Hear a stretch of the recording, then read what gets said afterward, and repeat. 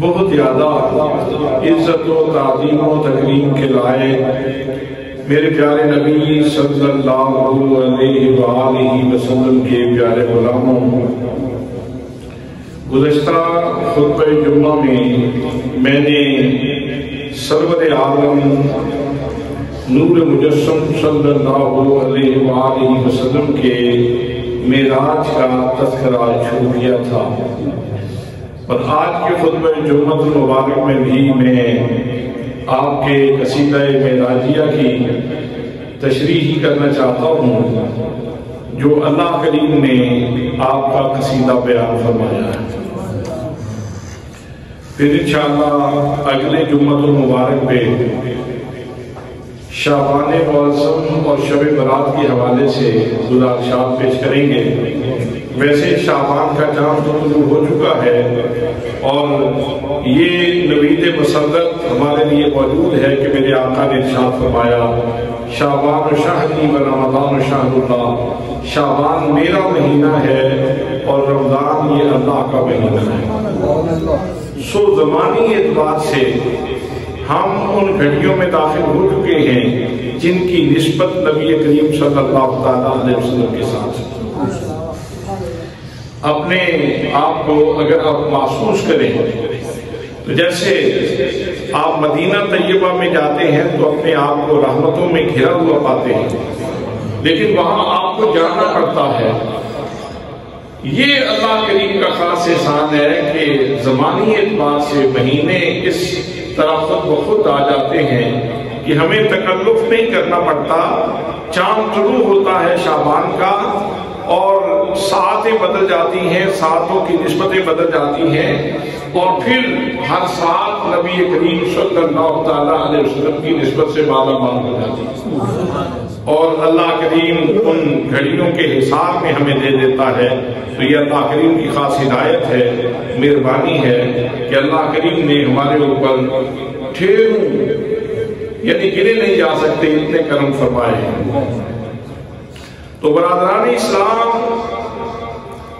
آج کے خطبہ میں تمہیدی طور پہ یہ کہوں گا کہ انسان کا مقصد زیست، مقصد تخلیق، مقصد پیدائش یہ اللہ کا عرفان ہے، اللہ کی پہچان ہے۔ اگر کسی انسان کو اللہ کی معرفت نصیب نہیں تو وہ جانوروں کی طرح، بلکہ جانوروں سے بھی کیا گزرا ہے۔ انسان کو اللہ نے اپنی معرفت کے لیے پیدا کیا ہے، مجھے پہچانو، مجھے پہچانو۔ قرآن مقدس میں بار بار ارشاد ہوتا ہے افلا تعقلون، کیا تم عقل نہیں رکھتے؟ کیا تم شعور نہیں رکھتے؟ کیا تم قوت مدرکہ نہیں رکھتے؟ کیا تم قوت شعوریہ نہیں رکھتے؟ کیا تم تدبر کی دولت سے مالا مال نہیں ہو؟ کیا تم تعقل کی دولت سے مالا مال نہیں ہو؟ کیا تم تفہم کی دولت سے مالا مال نہیں ہو؟ تو اللہ کریم نے قرآن مقدس میں بار بار دعوت فکر دی، انفس کی نشانیاں بیان فرمائیں، آفاق کی نشانیاں بیان فرمائیں۔ کبھی ہمیں دعوت دی کہ آسمان کی طرف دیکھو، کبھی کہا کہ زمین کی طرف دیکھو، کبھی کہا کہ پہاڑوں کی طرف دیکھو، کبھی ارشاد فرمایا جانوروں کی طرف دیکھو، اور کبھی ارشاد فرمایا کہ تم اپنے اندر جھانک کے دیکھو، ہر طرف تمہیں میری نشانیاں ہی نظر آئے گا۔ تو بنیاد یہ ہے، مقصد یہ ہے کہ ہم اللہ کو پہچانیں، اور اسی مقصد کے لیے اللہ کریم نے 1,24,000 یا کم و بیش انبیاء کرام کو مبعوث فرمایا ہے۔ جتنے انبیاء کرام تشریف لائے وہ اللہ کی معرفت ہی تقسیم فرماتے رہے۔ ان کا مقصد بعثت اللہ کریم کا عرفان بانٹنا تھا، اللہ کی معرفت بانٹنا تھی، تو وہ یہ سوغات محبت لوگوں میں پورے اخلاص کے ساتھ، پوری للہیت کے ساتھ تقسیم فرماتے رہے۔ پھر ان کو اللہ کریم نے ایسی قوت قدسیہ بھی عطا فرمائی جس کو ہم معجزہ کہتے ہیں، اور معجزہ اس لیے تھا کہ لوگ ان کے محیر العقول واقعات کو دیکھیں، نبی کی عظمت کو پہچانیں۔ جو نبی کو پہچان دیتا ہے وہ اللہ کو پہچان دیتا ہے۔ جتنی جس بندے کو اللہ کے نبی کی معرفت نصیب ہوتی ہے اتنا ہی وہ معرفت الہی میں کمی ہوتا ہے۔ اسی لیے تو اللہ کریم نے اپنے محبوب صلی اللہ تعالیٰ علیہ وسلم کو کثیر المعجزات بنایا ہے. جتنے انبیاء کرام ہیں سب کو اللہ کریم نے اپنی مشیت اور مرضی کے مطابق معجزات سے نوازا ہے، لیکن حضور صلی اللہ تعالیٰ علیہ وسلم کو اللہ کریم نے سراپا معجزہ بنا دیا ہے، سراپا معجزہ بنا دیا ہے. حضور صلی اللہ تعالیٰ علیہ وسلم کی مبارک پیشانی اس سے بھی اعجازی شان پھوٹتی ہے. میرے آقا کریم صلی اللہ تعالیٰ علیہ وسلم کی قوت شامہ سے بھی اللہ کی معرفت پھوٹتی ہے اور لوگوں کو اللہ کی معرفت کا، اللہ کے پیار کا سبق نصیب ہوتا ہے. میرے آقا کریم صلی اللہ تعالیٰ علیہ وسلم جب بولتے ہیں تو حضور کے لفظوں سے نور نکلتا ہے اور لوگوں کو اللہ کی معرفت نصیب ہوتی ہے. حضور صلی اللہ تعالیٰ علیہ وسلم کی چشم نازنین سے بھی لوگوں کو اللہ کی معرفت نصیب ہوتی ہے. تو حضور صلی اللہ تعالیٰ علیہ وسلم سر سے لے کر پاؤں تک آپ اللہ کی طرف سے برہان بن کے آئے ہیں. مطلب یہ کہ اللہ کی معرفت کی دلیل بن کے آئے ہیں. سر سے لے کر پاؤں تک تنویر ہی تنویر ہے. جیسے منہ سے بولتا قرآن وہ تقریر ہے. سوچتی تو ہوگی دنیا مصطفیٰ کو دیکھ کر وہ مصور کیسا ہوگا جس کی یہ تصویر ہے. وہ مصور کیسا ہوگا جس کی یہ تصویر ہے. اللہ کریم نے حضور صلی اللہ تعالیٰ علیہ وسلم کے پورے سراپا کو اعجازی شان عطا فرمائی ہے. اور پھر اللہ کریم نے اپنے محبوب صلی اللہ تعالیٰ علیہ وسلم کو بے شمار معجزات انفرادی طور پر بھی عطا فرمایا. اور معجزات میں جو حضور صلی اللہ تعالیٰ علیہ وسلم کا سب سے بڑا معجزہ ہے وہ معجزہ معراج ہے. آج بعض لوگ جو عقل پرست ہیں، تاثر پرست، وہ یہ کہتے سنائی دیتے ہیں it is against of nature, it is against of experience. یہ نیچر کے خلاف ہے، یہ ایکسپیرینس کے خلاف ہے. انسائکلوپیڈیا برٹانیکا اور دیگر لوگوں نے، کافروں نے یہ کہا کہ یہ نیچر کے خلاف ہے، عقل اسے تسلیم نہیں کرتی. ہم کہتے ہیں ذرا عقل کو عقل سے سمجھا دو تو ہم تمہاری بات مان لیں گے.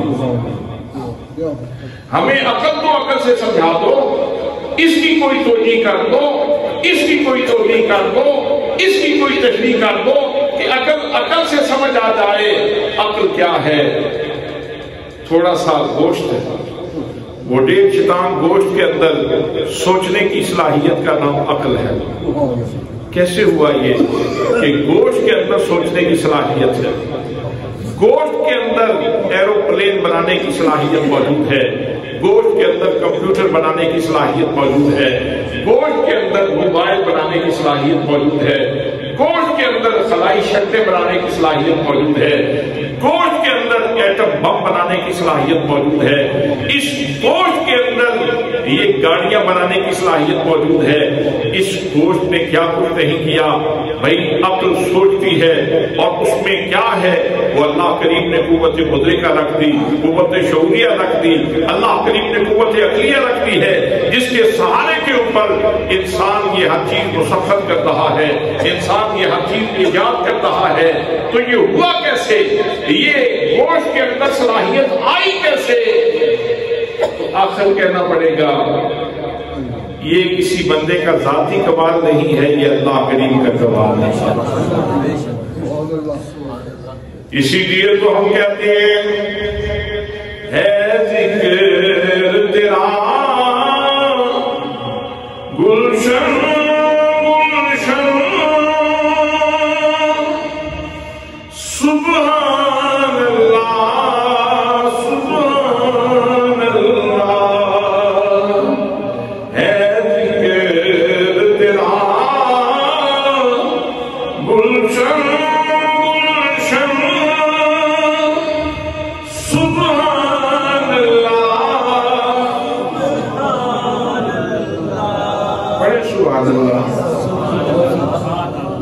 جدھر نظر کرے بندہ کہتا ہے سبحان اللہ.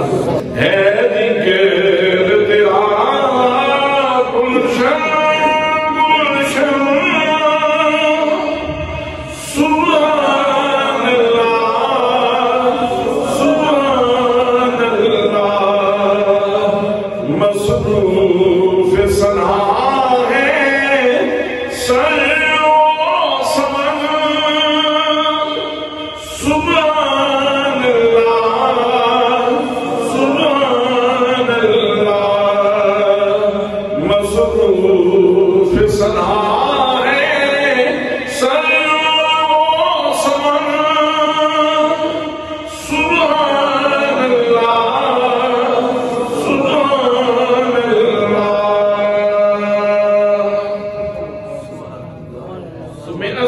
تھا کہ ہمارا جو بنیادی مقصد ہے پیدا ہونے کا وہ اللہ کی معرفت ہے.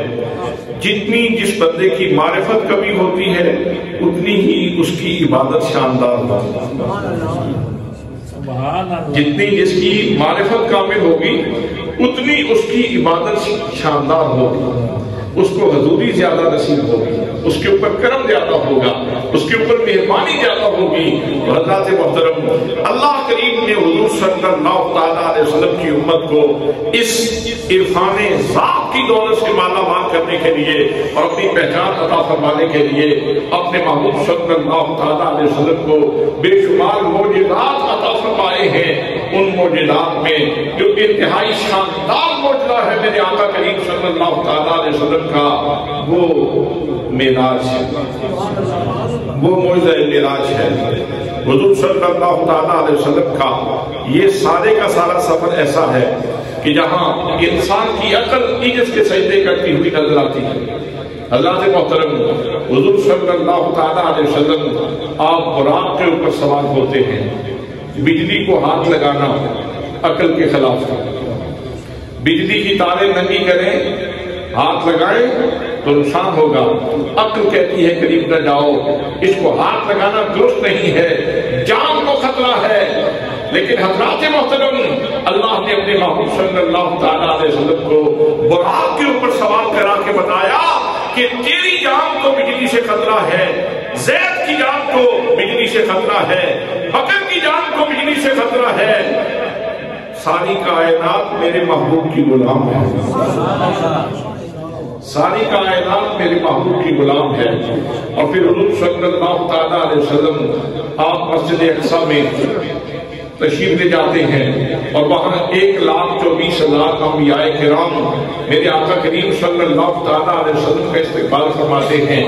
کتنا عرصہ گزر گیا جناب آدم علیہ السلام کو اور کتنا عرصہ گزر گیا دیگر انبیاء کرام کو، سب کا جمع ہونا.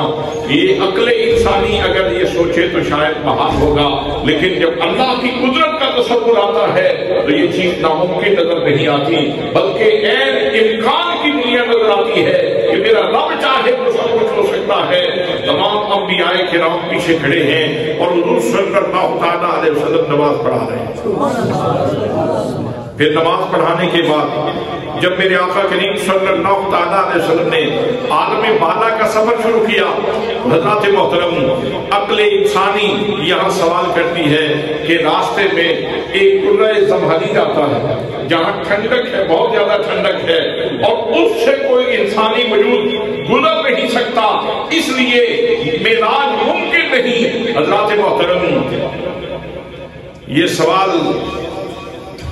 یہ سوال ہو سکتا ہے لیکن جواب اس سے بھی بڑا ہے، جواب اس سے بھی بڑا ہے. اگر اس چیز کو عام لوگوں کی عقل کے معیار کے اوپر رکھ کے سوچا جائے تو پھر شاید یہ چیز ناممکن ہو، پھر یہ مشکل ہوگی، یہاں استحالہ لازم آئے گا. لیکن جب آمینہ کے لال کی شان ہو اور اللہ کی قدرتوں کا اظہار ہو تو پھر ساری چیزیں ممکن ہیں، پھر ساری چیزیں ممکن ہیں. اللہ کریم جب نوازنا چاہے، کرم فرمانا چاہے، اس کے سامنے کون سی چیز بعید ہے. حضرات محترم، قرہ زمہریر ہو یا قرہ ناری ہو، یہ جتنے بھی قرے ہیں یہ سارے کے سارے اللہ کی قدرت کے تحت ہیں، یہ اللہ کی قدرت کے تحت ہیں. اللہ کریم نے اپنے محبوب صلی اللہ تعالیٰ علیہ وسلم کو قرہ زمہریر سے گزار دیا، پھر قرہ ناری سے گزار دیا.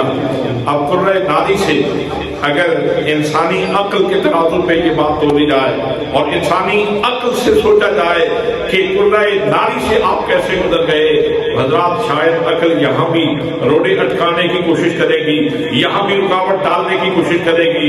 لیکن جب اللہ کی قدرت کا تصور آتا ہے تو پھر یہ مسئلہ حل ہو جاتا ہے. اللہ نے اس بات کو سمجھانے کے لیے بھی بطور تمہید اس کائنات میں مثالیں قائم کر رکھی ہیں. جب سیدنا حضرت ابراہیم علیہ السلام کو آگ میں ڈالا جا رہا تھا اور آگ آسمانوں سے بات کر رہی تھی، جب حضرت ابراہیم علیہ السلام کو آگ میں پھینکا جاتا ہے تو ارشاد ہوتا ہے قلنا یا نار کونی بردا و سلاما علی ابراہیم، اے آگ ٹھنڈی ہو جا اور میرے ابراہیم پہ سلامتی والی ہو جا۔ حضرات محترم، آسمانوں سے باتیں کرتے ہوئے آگ کے شعلے جناب ابراہیم کا تو کچھ نہیں بگاڑ سکتے، حضرت ابراہیم کا تو کچھ نہیں بگاڑ سکے، ان کا تو بال پیکا نہیں ہوا، اٹھتے ہیں تو شعلے ہیں، بلند ہوتے ہیں تو پھول بن جاتے ہیں۔ یہ اللہ کی قدرت ہے۔ اللہ نے اپنے خلیل کے لیے اس اتنے بڑے آگ کے علاوہ کو گلستان بنا دیا، تو اللہ نے یہ ایگزامپل قائم فرما دی۔ میں کہتا ہوں یہ مصطفیٰ کریم صلی اللہ تعالیٰ علیہ وسلم کے معجزہ معراج کی تمہید تھی، لوگوں کو یہ مثال دکھا دی کہ میرے مصطفیٰ صلی اللہ تعالیٰ علیہ وسلم کے معجزہ معراج کا اس بات میں انکار نہ کرنا کہ قرۂ ناری سے گزر نہیں سکتے۔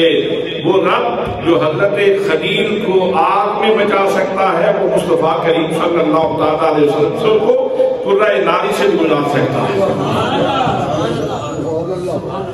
اللہ کریم نے اپنے محبوب صلی اللہ تعالیٰ علیہ وسلم کو قرۂ ناری سے گزارا۔ پھر ایک سوال کیا جاتا ہے کہ آسمانوں میں دروازے نہیں ہیں، یہاں بیٹھ کے کہنے والے وہ یہ کہتے ہیں کہ آسمانوں میں دروازے نہیں ہیں، لہذا آسمانوں سے گزرنا کیسے ممکن ہے؟ بھئی تم آسمانوں تک پہنچے ہو؟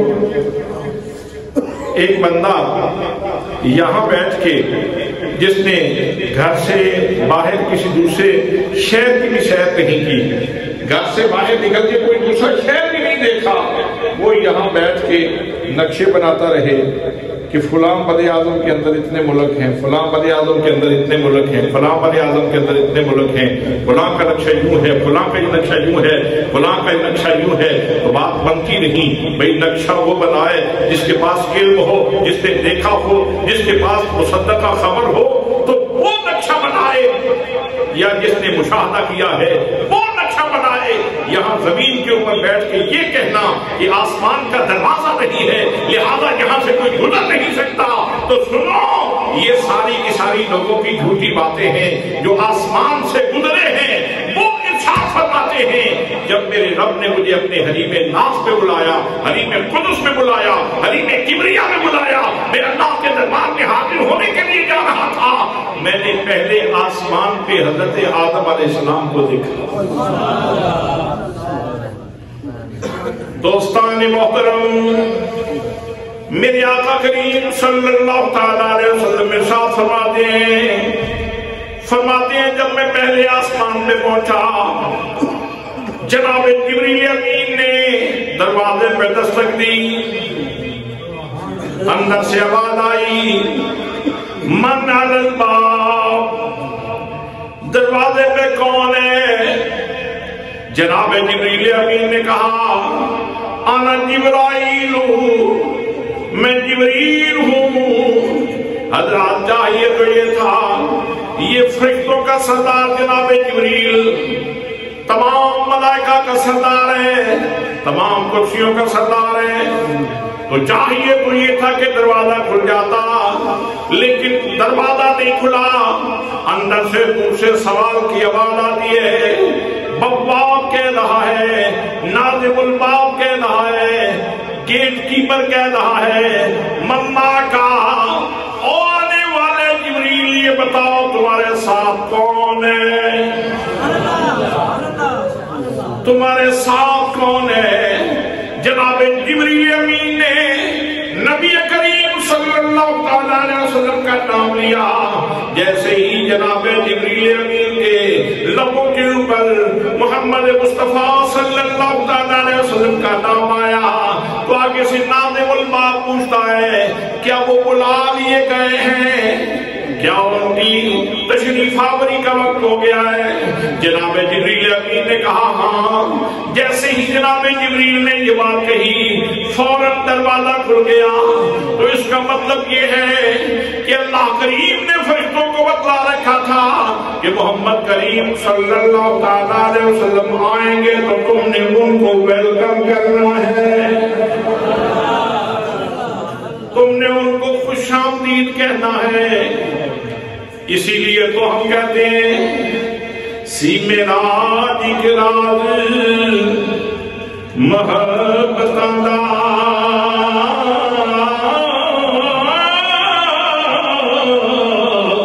تے نہیں سی ہر ایک دی سمجھ وچ آن والا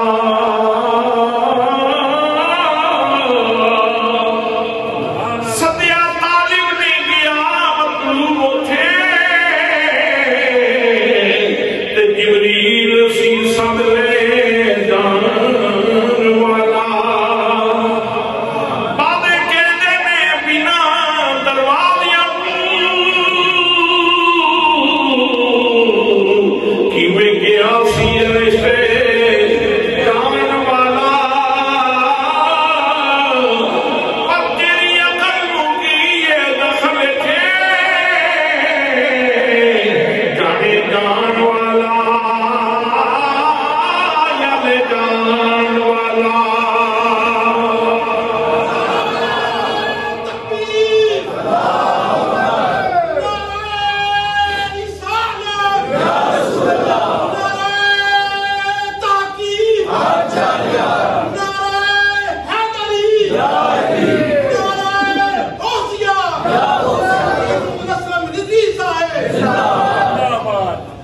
حضرات محترم جناب سیدنا آدم علیہ السلام استقبال فرما رہے ہیں. پھر نبی کریم صلی اللہ تعالیٰ علیہ وسلم دوسرے آسمان پہ گئے, وہاں بھی ایسے ہی ناظم الباب کہہ رہا ہے. تیسرے آسمان پہ گئے, وہاں بھی ناظم الباب ایسے ہی کہہ رہا ہے. چوتھے پہ جاتے ہیں, وہاں بھی یہی سوال و جواب ہوتے ہیں. سات آسمانوں سے نبی کریم صلی اللہ تعالیٰ علیہ وسلم گزرے. اس کا مطلب یہ ہے کہ لوگوں کوئی ایک فرشتہ ایسا نہیں جو اتفاقاً نبی کریم صلی اللہ تعالیٰ علیہ وسلم کا انتظار کر رہا ہو, بلکہ یہاں سارا معاملہ بڑی پلان لگتا ہے. اللہ کریم نے سارے فرشتوں کو یہ حکم دے دیا تھا, آمینہ کا لالا ہے, میرا نبی بے مثال آ رہا ہے, فرشتوں میرے نبی کا استقبال کرو. اور آقا کریم صلی اللہ تعالیٰ علیہ وسلم کا نام آتا ہے تو بند دروازے کھل جاتے ہیں. آقا کا نام آتا ہے تو بند دروازے کھل جاتے ہیں. بہت بڑا سبق ہے اس کے اندر, بڑا لیسن ہے اس کے اندر, بڑا میسج ہے اس کے اندر کہ آج بھی اگر کسی کے اوپر رزق کے دروازے بند ہو جائیں, سعادت کے دروازے بند ہو جائیں, اگر کسی کے اوپر توبہ کے دروازے بند ہو جائیں, اگر کسی کے اوپر نحوست چھا جائے, اللہ کے محبوب صلی اللہ تعالیٰ علیہ وسلم کا نام لو, حضور صلی اللہ تعالیٰ علیہ وسلم پہ درود پڑھو. میرے آقا کریم صلی اللہ تعالیٰ علیہ وسلم کے اسم مبارک میں اتنی برکت ہے, میرے آقا کریم صلی اللہ تعالیٰ علیہ وسلم کے نام میں اتنی برکت ہے کہ لوگوں مریضوں کو شفا مل جاتی ہے, تندرستوں کی تندرستی دور ہو جاتی ہے, لوگوں کی مشکلیں دور ہو جاتی ہیں اور معاملات آسان ہو جاتے ہیں. بشرطے کے اخلاص کے ساتھ پڑھو, خلوص سے پڑھو, وظیفہ کیا کرو. سیدنا کریم صلی اللہ علیہ وآلہ وسلم, سیدنا کریم صلی اللہ علیہ وآلہ وسلم. فرشتوں میں بھی اہتمام ہے اور نبیوں میں بھی اہتمام ہے. ایک استقبال بیت المقدس میں کروایا اور پھر مختلف اولو العزم رسولوں کو مختلف آسمانوں کے اوپر کھڑا کر وہ استقبال کرتے گئے. میرے آقا کریم صلی اللہ تعالیٰ علیہ وسلم بلندیوں کی طرف جا رہے ہیں. اللہ کریم نے اس کو محبت کی ایک جملے کے ساتھ بیان کیا, فرمایا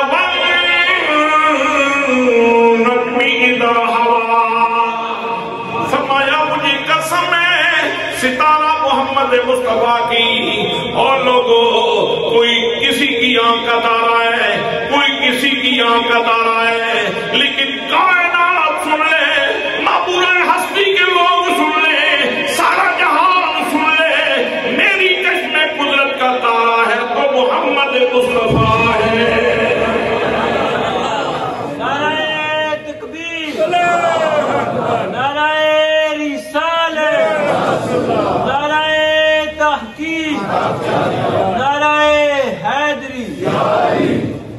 والنجم اذا ہوا، مجھے قسم ہے ستارہ محمد مصطفیٰ کی، جب وہ بلندیوں کی طرف جا رہے تھے، جب وہ بلندیوں کی طرف جا رہے تھے، کہاں سے کہاں تک کی بات کی جا رہی ہے، کوئی ایک منزل کا تعین نہیں کیا، جتنی بلندیوں میں جائیں ان کے جانے کی قسم ہے، اور ہوا کا معنی بلندی سے نیچے کی طرف بھی آنا ہوتا ہے۔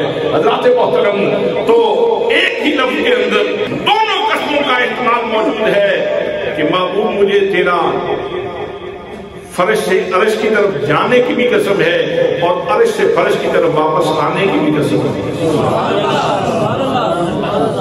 تو قسم کسی عام چیز کی نہیں اٹھائی جاتی، قسم غیر معمولی چیز کی اٹھائی جاتی۔ اور قسم اٹھانے والی ہستی کون سی؟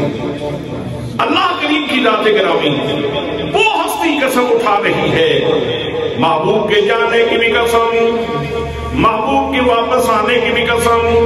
حضرات محترم، جا کس شام سے رہے، سدرت تک جاتے، جناب جبریل امین ساتھ ہے، قدسیوں کا سردار ساتھ ہے، ملائکہ کا سردار ساتھ ہے۔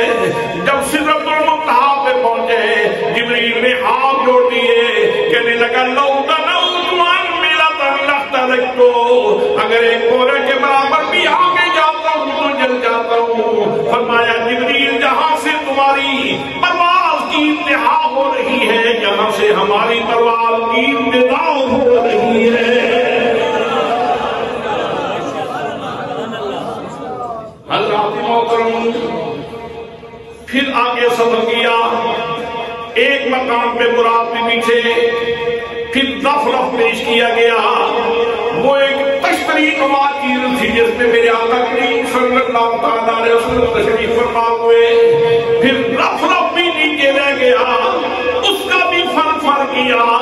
حضرات محترم، زمین نیچے رہ گئی، زمان نیچے رہ گیا، سارے تعینات نیچے رہ گئے، نبی کریم صلی اللہ تعالیٰ علیہ وسلم آگے چلے گئے، اور لوگوں کتنے آگے گئے، فرمایا ثم دنا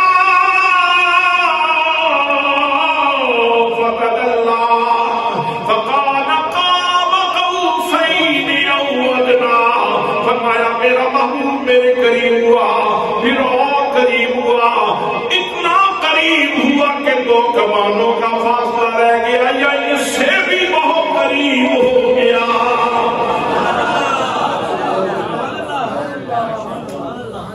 سبحان اللہ،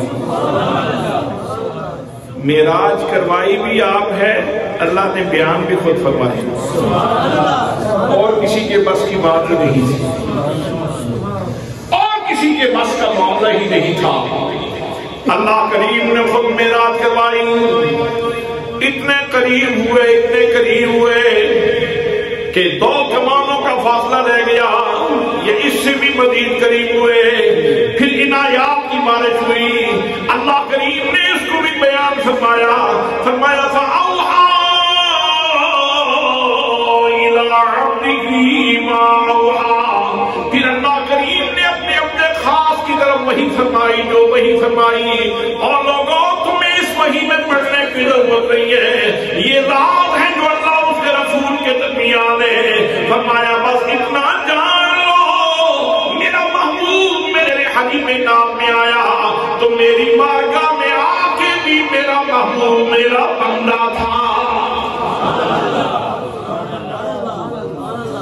اتنی بلندی پہ بھی آپ کی شان بندگی آشکار، آپ کی شان بندگی آشکار ہوئی، تاکہ نبی کریم صلی اللہ تعالیٰ علیہ وسلم سے پیار کرنے والا کوئی بندہ آپ کو خدا نہ سمجھے،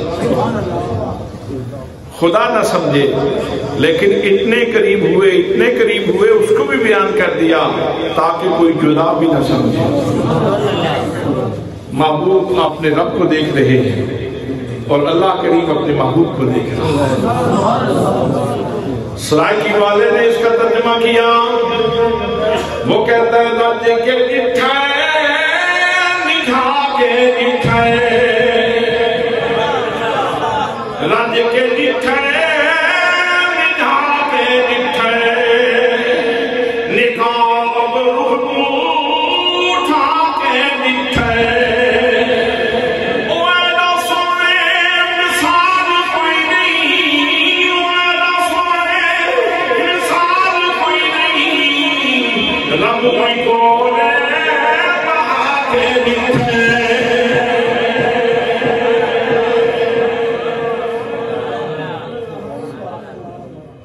یہ سارا میرے آقا کریم صلی اللہ تعالیٰ علیہ وسلم کا ایک معجزہ ہے، اور اس کی چند جزئیات میں نے آپ کی خدمت میں عرض کی ہیں، تو میں پھر واپس لوٹتا ہوں۔